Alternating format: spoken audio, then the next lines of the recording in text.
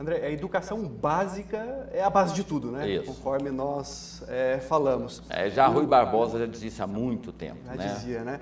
Faz a diferença. Nós vemos casos de países que tiveram um avanço enorme num curto espaço de tempo, como, por exemplo, Singapura, Coreia do Sul, que tiveram um avanço porque investiram na educação, né? Desde das crianças. Se nós pegarmos o bloco de países em desenvolvimento agora, que estão na evidência, é o BRIC, né? Isso. O que tem aí? Brasil, Rússia, Índia e China. Analisando cada um desses países.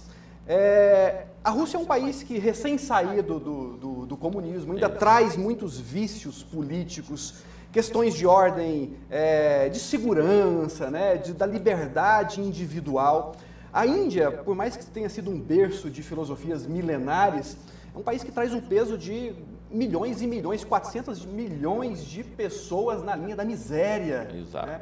E a China, com seu mais de 1 bilhão de habitantes, né, que se tornou a segunda maior potência, traz esse peso nas costas também apesar de ser uma economia muito pujante, que cresce bastante, ainda tem que lidar com a extrema pobreza. Isso. Nesse contexto, o Brasil teve um avanço muito grande nas últimas décadas.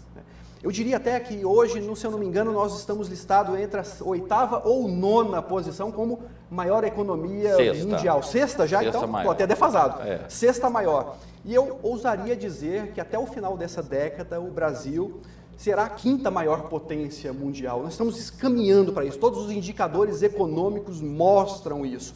Nós temos muito que caminhar ainda. E aí que entra essa filosofia, André Marques, porque o que Napoleão Hill percebeu dessa pesquisa que ele fez de 20 anos foi que o conhecimento é importante, muito, mas existe algo mais importante ainda do que o conhecimento, que permite que pessoas, povos e países, mesmo em condições financeiras adversas, consigam dar uma volta, que ele percebeu que era as habilidades e as atitudes, muitas vezes fazem mais efeito. E nós vemos casos disso acontecendo o tempo todo, né? Vamos citar um outro grande homem de comunicação, Silvio Santos. Sim. É uma pessoa que saiu de condição humilde, né? De uma condição simples de vida e conseguiu, através das habilidades, algumas dons, né, que ele recebeu, outras desenvolvidas desde a infância, conseguiu também construir uma grande, né, um grande império, uma grande realização no Brasil. Então, a filosofia do Mastermind acredita que isso deve ser feito tudo em conjunto. Investir em conhecimento, tanto no nível superior, especialização, pós-graduação, no nível básico também, falando de população, mas mais do que isso, despertar nas nossas crianças, nos nossos adolescentes, nos adultos, nos profissionais, até aqueles que estão com 60, 70 anos, essa importância de perceber que todos nós temos a capacidade de ter atitudes diferentes, de ousar, de imaginar coisas que ninguém imaginou, e assim como esse caso da quentinha que você citou, né, inovar, fazer coisas diferentes, porque o sucesso está reservado para essas pessoas. É isso que essa filosofia acredita. Agora é uma última pergunta, né? A questão do sucesso profissional, a gente liga muito, como eu já reiterei, várias vezes já reiterei esse assunto, porque é um preconceito, as pessoas acham que elas têm que ser formadas, têm que ter pós-graduação, têm que ter isso, têm que ter aquilo. Mas o que o mundo mostra é que o Brasil é um país das oportunidades, né? Em qualquer situação, você tendo uma visão, você consegue vislumbrar a possibilidade de futuro. Por exemplo, aquelas pessoas, elas compram água mineral a 50 centavos na distribuidora, põe dentro de uma caixinha de gelo, vai para o sinaleiro, vende a R$3, as pessoas precisam ali, é um empreendedor, né? Outras pessoas também, essa questão que nós estamos vivendo agora, esse boom do fast food, então assim, as empresas vão se adequando a essas realidades. Nesse curso aqui, nessa palestra, não tem aquela coisa da pessoa já ser iluminada não, né? Vocês passam para as pessoas que mesmo ela tendo uma situação não confortável, mas se ela tiver uma visão de futuro, ela pode ser um grande empresário, um grande empreendedor e também ser um exemplo. Exatamente isso, André. Essa é a ideia, que é uma ideia que está dentro do DNA do povo americano, né? Essa ideia de que todos terem uma oportunidade e liberdade de prosperarem, né, uma vez que vençam as dificuldades no seu caminho. E dentro dessa filosofia que nós ensinamos, o Grupo Mastermind é uma empresa que está presente em 26 países desde 1908, já treinou milhões de pessoas nessa filosofia. No Brasil, já está presente em 21 estados, 30 mil pessoas, acredito que mais do que isso já, esse número é de 2008, acredito que mais de 50 mil pessoas já passaram por esse treinamento. E a ideia central desse treinamento é que, independente do nível de conhecimento que você tem, independente da classe social a que você esteja pertencendo naquele momento, os fatores mais cruciais e mais importantes para o sucesso são as habilidades que você desenvolveu ao longo da vida e que pode começar a desenvolver, né, uma vez que queira, e o treinamento trabalha justamente isso. E mais até do que isso, as atitudes, a vontade, a força de vontade de querer fazer algo a mais, né? Então, o sucesso é uma ciência, como diria o próprio Napoleão Hill, ele trouxe para o mundo a filosofia da realização pessoal. O que ele fez foi pesquisar ao longo de 20 anos as 500 maiores fortunas dos Estados Unidos, e depois, mais tarde, mais de 16 mil pessoas que tinham tido sucesso nas suas profissões e extrair disso a essência, quais os comportamentos que levam as pessoas a terem sucesso. O próprio Napoleão Hill, autor desse livro, que terminou a vida como milionário porque aplicou essa filosofia na vida dele, veio de uma condição muito humilde, muito pobre, né? E quando ele teve esse contato com esse grande magnata do aço, teve a oportunidade de receber esse convite para fazer essa pesquisa, ele começou a perceber esse quadro de que o sucesso era algo natural, qualquer pessoa poderia alcançar. Não é fácil, mas é possível. E ele aplicou isso na vida dele. Então ele foi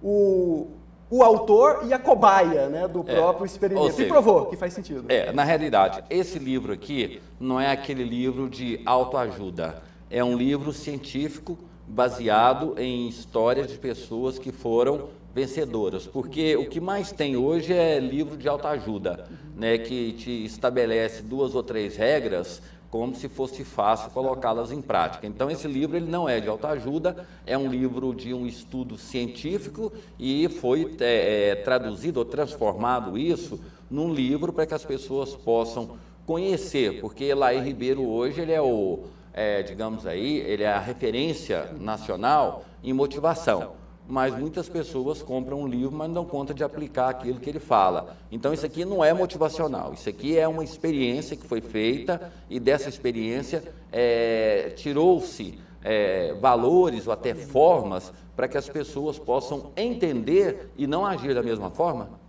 André, essa é a ideia principal desse livro. Mais do que simplesmente motivar as pessoas, o propósito dessa filosofia, na verdade, é mostrar um caminho claro, bem definido, que qualquer pessoa possa seguir desde que empregue a quantidade de esforço necessária. Que é fundamental. Não adianta você... base, né? Eu sempre tenho dito aqui no programa que existe uma linha muito tênue entre a admiração e a inveja. São os mesmos sentimentos, mas o que difere é a falta de capacidade de lutar. Aquele que não tem a vontade é invejoso. Aquele que quer lutar, ele passa a ser uma pessoa que admira os valores, né? Então é uma linha muito tênue, os sentimentos são iguais e o que você disse, né? A vontade e a determinação, ela pode transformar tudo isso em realidade.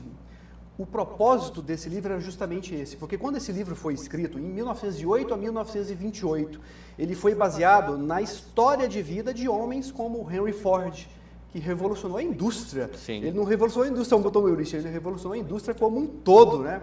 Homens como Cornelius Vanderbilt, um magnata das ferrovias americanas, o próprio Andrew Carnegie, que foi um magnata do aço, a empresa dele dominou mais de 90% do mercado de aço americano, que foi o homem que propôs essa pesquisa para esse jovem jornalista, e pessoas como Harvey Firestone, que fundou a Firestone, George Eastman, que fundou a Kodak, Alexander Graham Bell, Thomas Edison, são os personagens que deram início a essa pesquisa.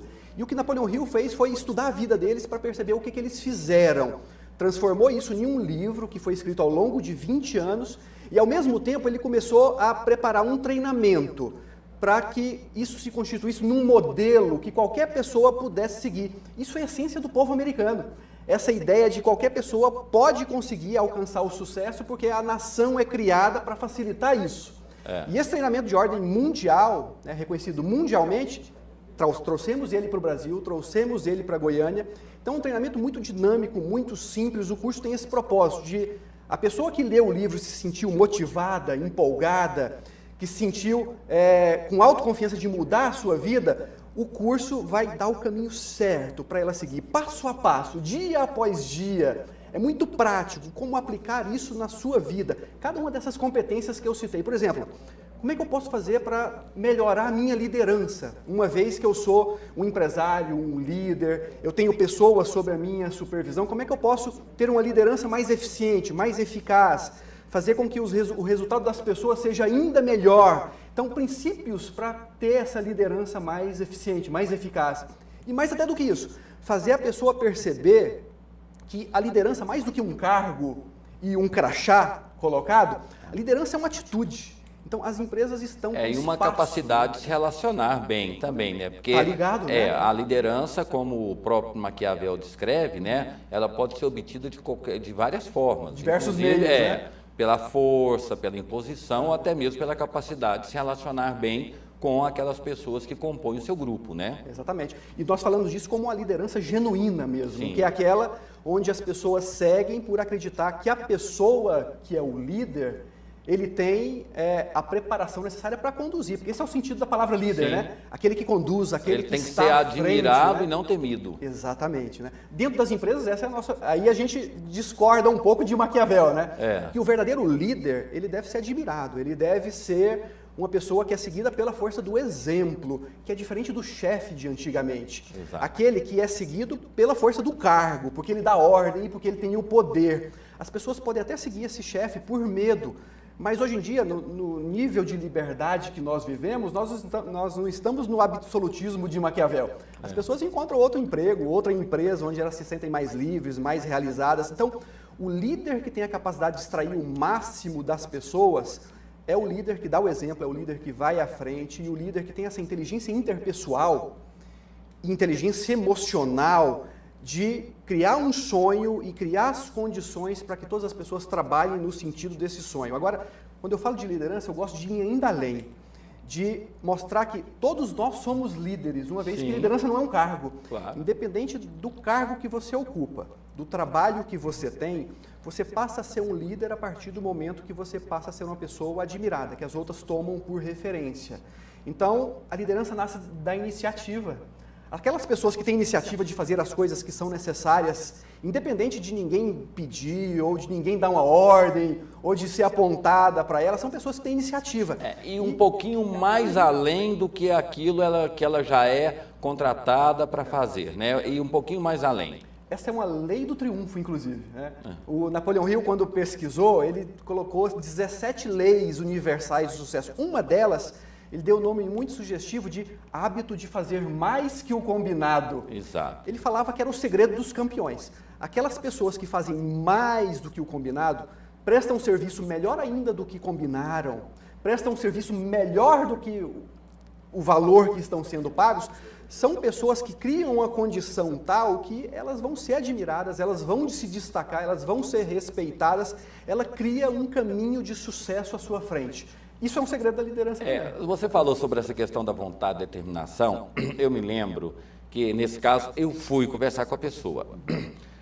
Bill Gates esteve no Brasil e uma mulher separada, ela tinha uma escola de informática com 2 ou 3, não sei se você conhece o perfil dessa senhora, ela tinha 2 ou 3 máquinas ali, computadores, sabendo que Bill Gates estava aqui, ela vendeu tudo, contratou um avião e colocou uma faixa para ficar rodando onde o Bill Gates estava escrito Welcome Bill Gates, welcome, ou seja, bem-vindo, bem-vindo. E de tanto o avião passar, Bill Gates falou assim, o assessor dele, eu quero conversar com aquela pessoa que fez aquilo lá e transformou ela como representante nacional aqui dos produtos da linha da Microsoft, essas coisas. Então, assim, a vontade, e não adianta só querer, você tem que ter vontade e às vezes até arriscar para ser um vencedor.